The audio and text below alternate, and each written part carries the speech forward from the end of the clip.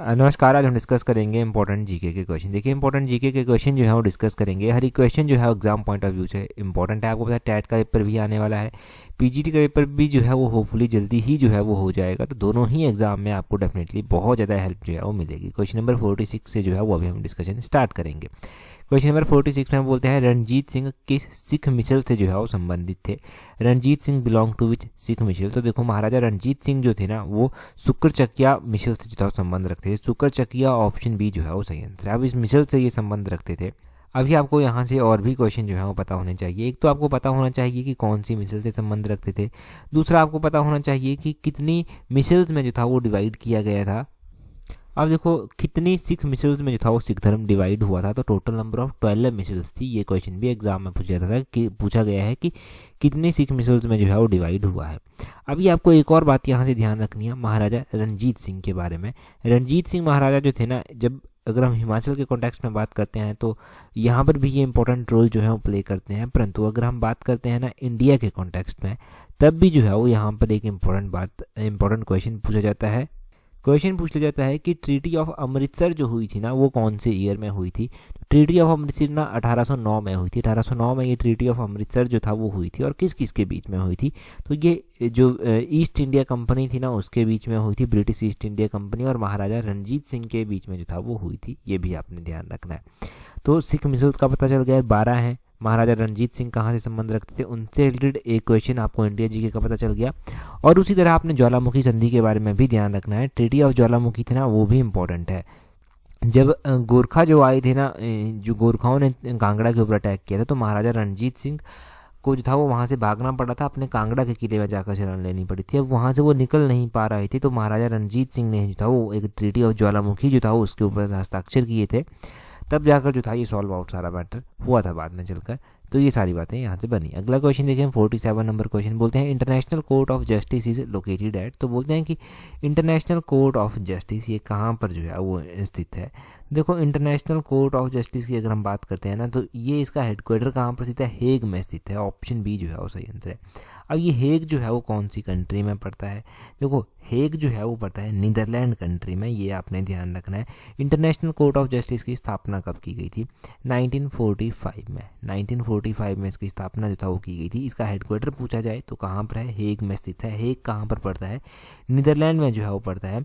International court of justice की स्थापना कब की गई थी, 1945 में की गई थी। अच्छा, क्या कोई जस्टिस डे भी मनाया जाता है, तो जस्टिस डे भी मनाया जाता है। पूरी तरह से क्या बात है, किस तरह से कोई क्वेश्चन बनता है एग्जाम में, तो देखो क्वेश्चन ये बन जाता है एग्जाम में कि world day of social justice जो है वो कब मनाया जाता है।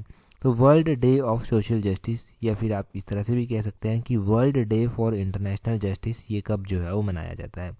तो ये जो है ये मनाया जाता है कौन से मंथ में, तो world day of social justice जो है वो 20 फरवरी को जो है वो मनाया जाता है। और सबसे पहली बार ये कब मनाया गया था, 2009 में जो था वो मनाया गया था, या फिर 2009 से जो है ये मनाया जा रहा है। ये क्वेश्चन भी यहाँ से जोड़ सकते हैं आप। तो ये आपने जस्टिस के बारे में ध्यान रखना है। अगला क्वेश्चन देखें, 48 नंबर क्वेश्चन है। बोलते हैं यहाँ पर बोलते हैं which king of Gupta dynasty was known as Napoleon of India. तो बोलते हैं कि गुप्त साम्राज्य जो था ना, गुप्त वंश जो था, उसके जो एक शासक थे जिनको नेपोलियन ऑफ इंडिया कहा जाता था, वो कौन थे।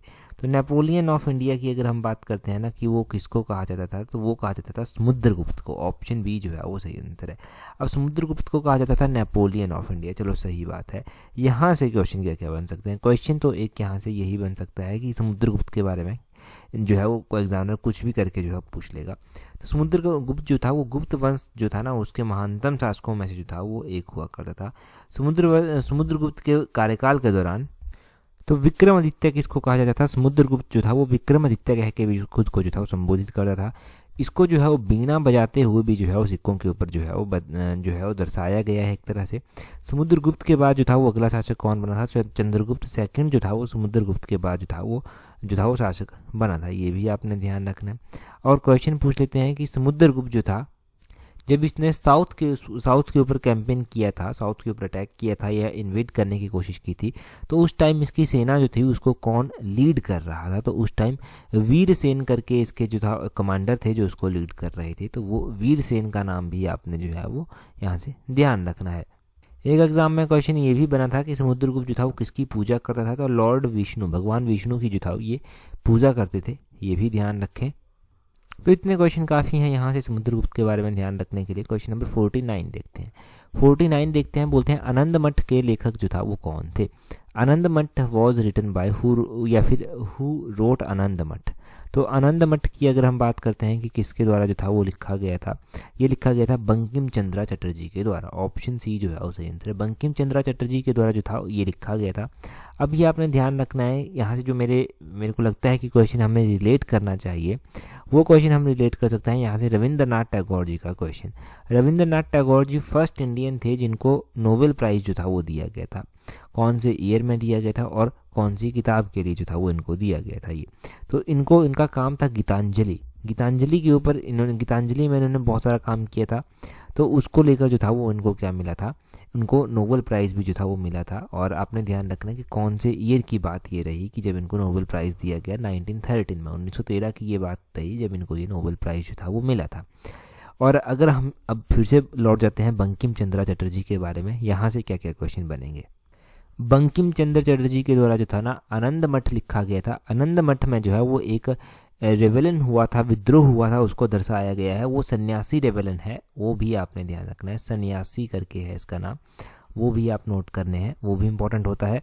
अच्छा, हमारा जो नेशनल सॉन्ग है वंदे मातरम, वंदे मातरम की अगर हम बात करें कि वो किसके द्वारा कंपोज किया गया था, तो वो बंकिम चंद्रा चटर्जी के द्वारा ही कंपोज किया गया था, तो वो भी आपको पता है। अगला क्वेश्चन देखते हैं, बोलते हैं यहाँ पर, बोलते हैं हिमाचल प्रदेश में स्थित सबसे ऊंची चोटी जो है वो कौन सी है। हाईएस्ट पीक पूछी गई है जो हिमाचल प्रदेश में जो है वो स्थित है। इसको लेकर कन्फ्यूजन हो जाता है, परंतु कन्फ्यूजन की वाली कोई बात है ही नहीं, बिल्कुल ही सीधा सा आंसर है इसका। इसकी सिल्ला चोटी जो है वो हिमाचल प्रदेश की सबसे हाईएस्ट पीक है। ऑप्शन बी सही आंसर है ना। कन्फ्यूज़न नहीं होना चाहिए किसी किताब पर अगर कुछ लिखा है, क्योंकि सिला चोटी ही हाईएस्ट पीक है। अगर हम बात करते हैं कि हाईएस्ट पीक है तो कितने इसकी हाइट है, किस तरह से पूरी बात है, वो भी आपको पता होना चाहिए। और जो इम्पोर्टेंट पीक्स हैं उनके बारे में भी हम जानते हैं। स्टार्ट करते हैं सिला पीक से ही जाना। सिला पीक जो है वो 7025 मीटर इसका एल्टीट्यूड है, ये आपने ध्यान रखना है। लियो पार्गिल यहाँ पर दिया गया है, इसका एल्टीट्यूड कितना है, इसका एल्टीट्यूड है 6791 मीटर, ये आपने ध्यान रखना है। ये जो लियो पार्गिल है ये किन्नौर में स्थित है, सिला पीक जो है ये भी किन्नौर में ही स्थित है।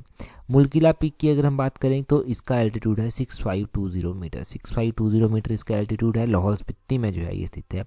गेफांग की अगर हम बात करते हैं, गेफांग का एल्टीट्यूड है 6400 मीटर, और ये कहाँ पर स्थित है, ये भी जो है वो लाहौल स्पीति में ही जो है वो स्थित है। ये आपने ध्यान रखना है कि ये कहाँ कहाँ पर जो है वो पीक्स स्थित हैं, सारे की सारे इंपॉर्टेंट हैं। अभी आप एक और बात याद रख सकते हैं, आप ध्यान रखेंगे कि हिमाचल की कौन कौन सी पीक्स एग्जाम में पूछी गई हैं। हिमाचल की देखो आपने ध्यान रखना है कि हिमाचल की एक नरसिंह टिब्बा पूछा गया है जो कि चंबा में स्थित है। गौरी देवी का टिब्बा पूछा गया है, ये भी चंबा में ही जो है वो स्थित है। आपने ध्यान रखना है यहाँ पर कि एक जो इम्पोर्टेंट पीक अभी रिसेंटली किसी एग्जाम में पूछी गई थी, वो इंद्रसान पीक जो था वो पूछी गई थी, ये कुल्लू मंडी में जो है वो स्थित है, वो ध्यान रखें। अभी आप एक और यहाँ से पीक ध्यान रख लीजिए, पीक कौन सी है, पीक है कैलाश पीक। कैलाश पीक जो है ये भरमौर चंबा में जो है वो स्थित है, और ये कितने एल्टीट्यूड पर स्थित है, क्योंकि भरमौर यात्रा होती है कैलाश पीक पर, कैलाश दर्शन के लिए लोग जाते हैं, तो यहाँ पर जो है वो इसका एल्टीट्यूड पूछा जा सकता है। लगभग 5660 मीटर करके जो है वो इसका एल्टीट्यूड है। ये एल्टीट्यूड भी जो है वो आप यहाँ से नोट करें, ठीक है, तो ये भी नोट करना है। अगला क्वेश्चन देखिए 51 क्वेश्चन नंबर में जो है वो क्या बोलते हैं, 51 क्वेश्चन नंबर में बोलते हैं Himachal Pradesh police training centre is located at. तो बोलते हैं कि हिमाचल प्रदेश का जो पुलिस ट्रेनिंग सेंटर है वो कहाँ पर स्थित है। देखो हिमाचल प्रदेश का जो पुलिस ट्रेनिंग सेंटर है ना वो कहाँ पर स्थित है, वो स्थित है कहाँ पर, डरोह में। डरोह में, ऑप्शन बी सही आंसर है। डरोह जो है वो कहाँ पर स्थित है, ये कांगड़ा डिस्ट्रिक्ट में जो है वो स्थित है। आपने एक और बात पढ़ी होगी जुनगा में। जुनगा में क्या स्थित है, हिमाचल प्रदेश की जो स्टेट फॉरेंसिक लैब है ना वो जुनगा में स्थित है। जुनगा कहाँ पर पड़ता है, जुनगा जो है वो शिमला में जो है वो पड़ता है।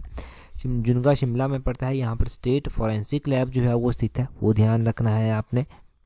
ये जो स्टेट फॉरेंसिक लैब है ये जुनगा में है। इसके बाकी रीजनल ऑफिस भी स्थित है। रीजनल ऑफिस एक तो धर्मशाला में स्थित है, दूसरा मंडी में भी जो है वो स्थित है। तो रीजनल ऑफिस अलग से हो गए, और जो स्टेट फॉरेंसिक लैब है वो तो इम्पोर्टेंट होती ही होती है, एग्जाम में बहुत बार जो है वो पूछी गई है। बाकी यहाँ से बेसिक क्वेश्चन CPRI हो गया, सेंट्रल पोटैटो रिसर्च इंस्टीट्यूट जो है वो हो गया, वो कहाँ पर स्थित है, ये जो है वो कुफरी में स्थित है। ये आपको याद है, याद रहेगा भी, ये नहीं भूल सकता आपको। एक और क्वेश्चन यहाँ से इसी तरह का बन जाता है कि Himachal institute of public administration कहाँ पर स्थित है, जिसको हिप्पा जो है वो कहते हैं। हिप्पा डिस्ट्रिक्ट शिमला में जो है वो स्थित है। हिप्पा डिस्ट्रिक्ट शिमला में स्थित है। फेयरलॉन्स यहाँ का नाम है, और यहाँ पर जो भी एडमिनिस्ट्रेटिव ऑफिसर्स होते हैं या फिर अच्छी पोस्ट पर जाते हैं, उन सभी की ट्रेनिंग जो है वो यहाँ पर हो जाती है। और Himachal Pradesh public service commission को बताने की तो ज़रूरत है ही नहीं, वो तो आपको पता है। अगला क्वेश्चन देखें, क्वेश्चन नंबर 52 नंबर क्वेश्चन है। बोलते हैं किस सिख गुरु ने अमृतसर शहर की स्थापना जो था वो की थी। बोलते हैं which Sikh guru led the foundation of Amritsar city. तो अमृतसर सिटी की स्थापना जो था वो गुरु रामदास जी के द्वारा की गई थी। ऑप्शन बी जो है वो सही आंसर है। गुरु रामदास जी ने इसकी स्थापना की थी, ये बिल्कुल सही बात है। परंतु हमारे पास सिख गुरु जो रहे ना, वहाँ से भी क्वेश्चन बने हैं एग्जाम में। पूछ लेते हैं कि सिख धर्म के पहले प्रवर्तक कौन थे, सिख धर्म के गुरु सबसे पहले कौन थे। तो आपको पता होना चाहिए कि सिख धर्म जो है ना, उसके सबसे पहले गुरु जो था वो कौन थे, वो थे गुरु नानक देव। आपने ये ध्यान रखना है कि जो सिख धर्म में लंगर की प्रथा शुरू की गई है वो गुरु अंगद जी के द्वारा जो था वो स्टार्ट की गई थी, ये आपने ध्यान रखना है। उसके बाद गुरु अमरदास जी आते हैं। गुरु अमरदास जी के द्वारा जो था वो क्या किया जाता है, इनके द्वारा जो ना जैसे आनंद कारज विवाह की शुरुआत की गई थी, और सिखों के बीच में सती प्रथा जो था वो प्रचलित हुआ करती थी, उसको समाप्त किया गया था। गुरु रामदास जी थे, अमृतसर शहर की स्थापना ये करते हैं। गुरु अर्जुन देव जी उसके बाद आते हैं। तो गुरु अर्जुन देव जी की अगर हम बात करते हैं तो इनके द्वारा आदि ग्रंथ का संकलन जो था वो किया गया था। उसके बाद गुरु हरगोविंद आते हैं, गुरु हर राय आते हैं, गुरु हरकिशन आते हैं, गुरु तेग बहादुर आते हैं, और गुरु गोविंद सिंह जी जो है वो लास्ट में आते हैं। सिख धर्म के अंतिम सिख गुरु जो थे ना, वो गुरु गोविंद सिंह जी थे, और इन्होंने जो था वो खालसा में जो था वो सैन्य बल की स्थापना भी जो था वो की थी। ये भी क्वेश्चन पूछ जाते हैं एग्जाम में कि किसने की थी, तो वो भी आपने अब ध्यान रख लेना है। सिख गुरुओं के बारे में हो गया, जो इंपॉर्टेंट वन है वो क्या क्या है यहाँ से, वो भी आपने ध्यान रखना है। सिख धर्म के पहले गुरु कौन थे, लास्ट गुरु कौन थे, एक तो ये बेसिक सा क्वेश्चन है। दूसरा क्वेश्चन है कि जो गुरु अर्जुन देव जी के बारे में हमने पढ़ा था कि आदि ग्रंथ का संकलन किसने किया था, तो ये गुरु अर्जुन देव जी के द्वारा किया गया था। और हाँ, इन्हीं के द्वारा जो था वो स्वर्ण मंदिर का, जो गोल्डन टेम्पल आप जाते हैं घूमने कभी, तो गोल्डन टेम्पल का निर्माण भी जो था वो इन्हीं के द्वारा जो था वो किया गया था, तो वो भी आपने ध्यान रखना है। और बाकी तो हमने बेसिक जान ही लिया यहाँ से। अगला क्वेश्चन देखते हैं हमारे पास क्या पूछा गया है। अगले क्वेश्चन में बोलते हैं क्वेश्चन नंबर 53 में बोलते हैं बिनवा जल विद्युत परियोजना जो है वो किस जिले में जो है वो स्थित है। अगर हम बात करते हैं बिनवा हाइड्रो इलेक्ट्रिक प्रोजेक्ट की, कि ये जो है वो कौन से जिले में जो है वो स्थित है। देखो हिमाचल प्रदेश में ना इंपॉर्टेंट हाइड्रो इलेक्ट्रिक प्रोजेक्ट, क्योंकि हिमाचल प्रदेश की लाइफलाइन एक तरह से कह सकते हैं आपकी ये है। तो अगर हम बात करें बिनवा जो है वो ब्यास की सहायक नदी है, और Binwa hydroelectric project district Kangra में जो है वो स्थित है। कितने मेगावाट की ये परियोजना है, तो ये 6 मेगावाट की जो है वो परियोजना है। जब भी मैंने बिनवा परियोजना बताई है तो इसकी एग्जीक्यूटिंग एजेंसी भी हमने ज़रूर पढ़ी है, Himachal Pradesh state electricity board limited, ये इसकी जो है वो एग्जीक्यूटिंग एजेंसी है। अभी तो आप टेट के लिए तैयारी कर रहे हैं, आप बहुत सारे ऐसे होंगे जो पीजीटी के लिए भी तैयारी कर रहे हैं। देखो आपको पता है जब हम डिटेल में डिस्कस करते हैं ना, तो टेट, टीजीटी, पीजीटी, एलाइड के एग्जाम, सारे एग्जाम्स की तैयारी एक साथ हो जाती है, क्योंकि बेसिक क्वेश्चंस तो रिवाइज होते ही होते हैं, परंतु जब डिटेल से डिस्कस किया जाता है ना, तो हायर लेवल के क्वेश्चन भी डिस्कस हो जाते हैं। अभी मैं बिनवा के साथ लगती जो कांगड़ा की और भी परियोजना है उनको रिवाइज करवाता हूँ। गज परियोजना हो गया, गज परियोजना जो है ये भी डिस्ट्रिक्ट कांगड़ा में स्थित है। ब्यास की गज जो है वो ब्यास की सहायक नदी है, 10.50 मेगावाट की ये परियोजना है।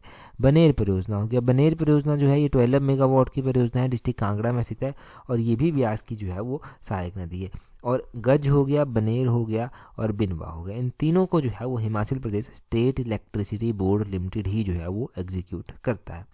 तो ये आपने ध्यान रखना है कि स्टेट इलेक्ट्रिसिटी बोर्ड लिमिटेड के द्वारा ये तीनों की तीनों जो है वो एग्जीक्यूट की जाती है। इनकी कैपेसिटी कितनी है वो भी ध्यान रखना है। अगला क्वेश्चन देखते हैं हमारे पास क्या दिया गया है, क्वेश्चन नंबर 54 में बोलते हैं world population day is celebrated every year on. तो बोलते हैं कि विश्व जनसंख्या दिवस जो है वो प्रत्येक वर्ष जो है वो कब मनाया जाता है। तो वर्ल्ड पॉपुलेशन डे की अगर हम बात करते हैं ना, तो कि वर्ल्ड पॉपुलेशन डे कब मनाया जाता है, तो ये मनाया जाता है कौन से महीने में, जुलाई के महीने में। जुलाई के महीने में मनाया जाता है।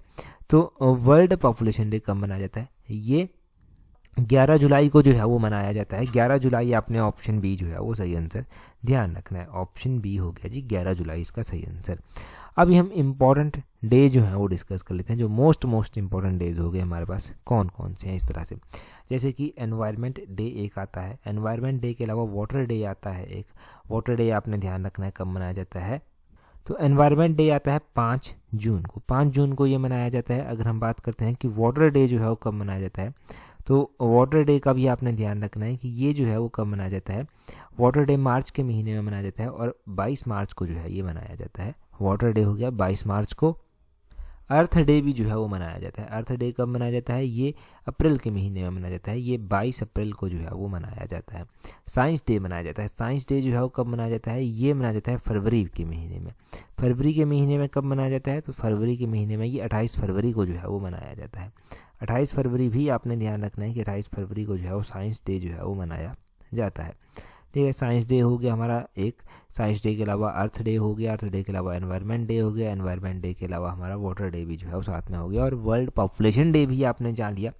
हाँ, कुछ हमारे पेंडिंग पड़े हुए हैं, हमने इंपॉर्टेंट डेज काफ़ी टाइम से डिस्कस नहीं किए हैं, वो जल्दी ही डिस्कस हो जाएंगे, वो टेंशन आप ना लें। बोलते हैं आगे, असम का प्रसिद्ध अभ्यारण्य जो खजीरंगा है वो किसके लिए प्रसिद्ध है। पहले ध्यान रखना है कि खजीरंगा नेशनल पार्क कहाँ पर स्थित है, ये असम में जो है वो स्थित है। अब बोलते हैं कि ये किसके लिए जो है वो फेमस है। खजीरंगा नेशनल पार्क राइनोज के लिए जो है वो फेमस है, गैंडों के लिए फेमस है। स्पेशली वन और राइनोज जो है वो हैं, एक सींग वाले जो गैंडे हैं ना, उनके लिए जो है ये खजीरंगा नेशनल पार्क जो है ये इम्पोर्टेंट है। अच्छा, खजीरंगा नेशनल पार्क असम में स्थित है। आपको पता है कि असम में ना एक नेशनल पार्क नहीं है, असम में बहुत ज़्यादा नेशनल पार्क स्थित हैं। नेशनल पार्क हो गया, टाइगर रिजर्व हो गया, या फिर आप कह लीजिए बायोस्फीयर रिजर्व हो गया, वो बहुत इंपॉर्टेंट है असम के, तो असम के रिवाइज करते हैं। एक खजीरंगा नेशनल पार्क हो गया, असम में स्थित है। मानस नेशनल पार्क हो गया, ये भी असम में जो है वो स्थित है। आपने ध्यान रखना है कि औरंग नेशनल पार्क है, औरंग नेशनल पार्क जो है ये भी असम में ही स्थित है। इसके अलावा आपने दिब्रू साइकोवा नेशनल पार्क ध्यान रखना है, दिब्रू साइकोवा नेशनल पार्क भी जो है वो असम में स्थित है। नमेरी नेशनल पार्क है, ये भी जो है वो असम में ही स्थित है। तो ये आपने नेशनल पार्क जो है वो असम के ध्यान रखना है। खजीरंगा नेशनल पार्क असम में है, किसके लिए फेमस है वो भी आपने जान लिया। 56 क्वेश्चन नंबर देखिए, बोलते हैं which place is known as the little Lhasa in India. तो बोलते हैं कि इंडिया में लिटिल लहासा जो है वो किसको कहा जाता है, क्या फिर इंडिया का लिटिल लहासा जो है वो किसको कहते हैं, ये आपने बताना है। देखो, हिमाचल का लिटिल लहासा जो है वो किसको कहते हैं, ये धर्मशाला को जो है वो कहा जाता है। धर्मशाला मैक्लोडगंज को कहा जाता है। ऑप्शन बी सही आंसर है। यहाँ पर जो है वो कौन सी झील स्थित है, डल झील जो है वो यहाँ पर स्थित है, ये आपने ध्यान रखना है। भागसुनाक वाटरफॉल जो है वो भी यहाँ पर स्थित है, वो भी आपने ध्यान रखना है। साथ में आपने ध्यान रखना है हिमाचल के इस तरह के इंपॉर्टेंट प्लेसेस जो एग्जाम में पूछे जाते हैं। एक तो हमने पढ़ लिया लिटिल लहासा जो है वो किसको कहते हैं। लिटिल लहासा आपका हो गया, यहाँ पर दलाई लामा जो सरकार है, या फिर दलाई लामा जो है वो भी यहाँ पर रहते हैं। दलाई लामा की जो इनकी जो गवर्नमेंट है अलग से बनी हुई, वो भी जो है वो यहीं से जो है वो चलती है। एक बात वो ध्यान रखें। अब आपने यहाँ से क्या ध्यान रखना है, आपने ध्यान रखना है यहाँ से कि हिमाचल प्रदेश में जो है वो क्या है, हिमाचल प्रदेश में जो है वो एलोरा भी है और अजंता भी है। तो अजंता ऑफ हिमाचल किसको कहते हैं, अजंता ऑफ हिमाचल जो है वो ताबो मोनेस्ट्री को कहा जाता है। ताबो मोनेस्ट्री को अजंता ऑफ हिमाचल कहा जाता है। और एलोरा भी है, एलोरा कहा जाता है मसरूर रॉक कट टेम्पल को, जो कि कहाँ पर स्थित है, डिस्ट्रिक्ट कांगड़ा में जो है वो स्थित है। ये भी आपको याद रह जाएगा। केलोंग, केलोंग की अगर हम बात करें तो ये लाहौल स्पीति का जो है वो हेडक्वार्टर है। ऑप्शन में दिया गया है केलोंग, ये लाहौल स्पीति का हेडक्वार्टर है। और आपने ध्यान रखना है कि यहाँ से ग्लेशियर दिखाई देता है, तो लेडी ऑफ केलोंग करके जो है वो एक ग्लेशियर भी है। पूछा जाता है कि लेडी ऑफ केलोंग क्या है। मनाली की बात करें, हडिम्बा देवी मंदिर यहाँ पर स्थित है। पैगोडा आर्किटेक्ट स्टाइल में जो है ये मंदिर बना हुआ है।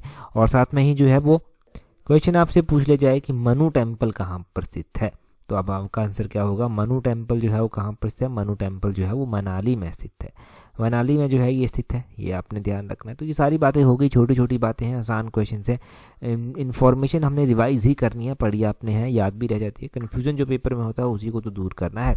अगला क्वेश्चन देखें, कौन सी नदी का संस्कृत नाम विपाशा है। तो विपाशा, हिमाचल में 5 तो नदियाँ बहती हैं, उनके संस्कृत नाम याद करना कोई बहुत बड़ी बात है भी नहीं। अगर हम 5 की 5 नदियों की बात करते हैं ना कि संस्कृत कौन सी नदी जो है ना वो जिसका नाम विपाशा है, तो हम ब्यास नदी एकदम से टिक कर देंगे क्योंकि आसान है। ब्यास नदी का संस्कृत नाम विपाशा है। अब देखो, चेनाब नदी जिसको चंद्रभागा कहते हैं, चंद्रभागा वो लाहौल स्पीति में है, आगे चलकर चेनाब बन जाती है, वो आपको याद रह जाएगा। रावी नदी को जो है वो इरावती भी कहते हैं, सतलुज को जो है वो सतुद्री भी कहते हैं, यमुना को तो यमुना कहते हैं, परंतु वैदिक नाम इसका कालिंदी जो है वो आ जाता है। वैसे ही ब्यास नदी का वैदिक नाम जो है वो अर्जिका आ जाता है, वो भी आपने ध्यान रखना है कि अर्जिका किसका नाम है। तो वो सारे नाम जो है वो आपको याद रहने चाहिए और हर टाइम आपके मन में होने चाहिए, इनको बार बार रिवाइज करने की ज़रूरत भी जो है वो नहीं होनी चाहिए। यहाँ पर स्पेसिफिक रूप से जब ब्यास नदी की जो है वो बात की गई है, तो हम ब्यास नदी के बारे में एक इंपॉर्टेंट क्वेश्चन भी यहाँ से कवर कर लेते हैं क्वेश्चन हम ये कवर कर लेते हैं कि ब्यास नदी जो है वो हिमाचल प्रदेश में कितना एरिया जो है वो कवर करती है। वो क्वेश्चन एग्जाम में पूछे गए हैं। लेटेस्ट ट्रेंड हमने देखा है कि कुछ एक एग्जाम्स में ये पूछे गए थे कुछ टाइम पहले। तो ये अप्रॉक्सीमेटली 256 किलोमीटर के आसपास जो है वो हिमाचल प्रदेश में जो है वो बहती है। कितना 256 किलोमीटर के आसपास ये हिमाचल प्रदेश में जो है वो बहती है। और लगभग वैसे तो ये 460 किलोमीटर जो है वो कवर कर ही लेती है, ये टोटल लेंथ जो है जो कवर करती है। अगला क्वेश्चन देखें, बोलते हैं झांझर किस जिले का प्रसिद्ध नृत्य है। झांझर डांस की अगर हम बात करें कि झांझर जो है वो कहाँ का इम्पोर्टेंट डांस जो है वो है, तो हिमाचल प्रदेश में जो है ये डांस जो है वो कहाँ का है, ये चंबा जिले का जो है वो इम्पोर्टेंट डांस आ जाता है। ऑप्शन ए जो है वो सही आंसर हो जाएगा।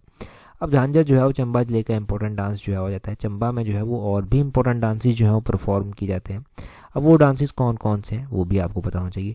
एक तो ढांगी हो गया, ढांगी चंबा में जो है परफॉर्म किया जाता है। जमाकड़ा परफॉर्म किया जाता है यहाँ पर, और यहाँ पर एक सिकरी डांस भी परफॉर्म किया जाता है। ये सिकरी डांस इंपॉर्टेंट है, सिकरी डांस को नोट कर लें। अगर आपके पास नहीं है पहले से नोट्स में है तो सिकरी डांस आपने नोट कर लेना है। यहाँ पर मिंजर मेला होता है, आपको पता है मिंजर मेला इंटरनेशनल लेवल का मेला है। सूही मेला यहाँ पर होता है, ठीक है। तो मिंजर मेला कब स्टार्ट होता है, जल्दी से कमेंट करके बता दीजिए कि स्टार्ट कब होता है ये। अगला क्वेश्चन देखें, बोलते हैं which is the oldest hydroelectric project in Himachal Pradesh. तो बोलते हैं कि हिमाचल प्रदेश की जो ओल्डेस्ट हाइड्रो इलेक्ट्रिक प्रोजेक्ट है वो कौन सी है, सबसे पुरानी जो हाइड्रो इलेक्ट्रिक परियोजना है वो कौन सी है, तो वो है सानन परियोजना, जोगिंद्रनगर में ये पड़ती है। ऑप्शन बी जो है वो सही आंसर है। 1932 के आसपास ये कमीशन कर दी गई थी। इसकी प्रोडक्शन कैपेसिटी जो है वो 110 मेगावाट के करीब है। ये आपने ध्यान रखना है कि 110 मेगावाट के करीब इसकी है।